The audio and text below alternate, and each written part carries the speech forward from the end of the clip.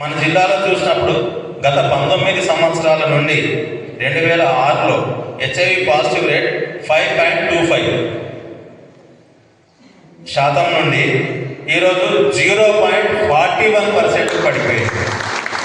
దీనికి కృషి చేసిన ప్రతి ఒక్కరికి అభినందనలు తెలియజేస్తున్నాం. ఈ సంవత్సరం ఏప్రిల్ నుండి అక్టోబర్ వరకు 31,704 మందికి హెచ్ఐవి పరీక్షలు చేసి 184 మందిని హెచ్ఐవి పాజిటివ్గా గుర్తించి వారికి ఏఆర్టీ చికిత్స కూడా అందించడం జరిగింది.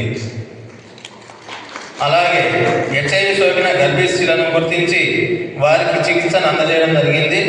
గత ఏప్రిల్ నెల నుండి అక్టోబర్ వరకు 5 మంది గర్భిణులను గుర్తించి వారికి మందులు పెట్టడం జరిగింది.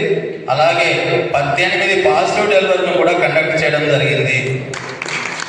దీనికి గాను కృషి చేసిన జీజీహెచ్ గైనిక్ డిపార్ట్మెంట్ రేఖా మేడం గారికి మరియు మిగతా సిబ్బంది అందరికీ కూడా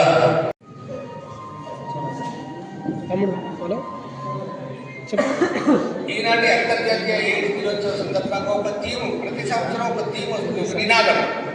ఇప్పుడు వచ్చిన నినాదం ఏంటంటే అంతరాయాన్ని అధిగమిద్దాం, ఎయిడ్స్ వ్యతిరేక కార్యక్రమాన్ని సక్రమంగా రూపొందిద్దాం. సో ఏదైనా ఒకటంటే చిన్నది నినాదాలు. అంతరాయాన్ని అధిగమిద్దాం, ఎయిడ్స్ వ్యతిరేక కార్యక్రమాన్ని సమర్థవంతంగా సక్రమంగా రూపొందిద్దాం. సో అంతరాయాన్ని అధిగమిద్దాం,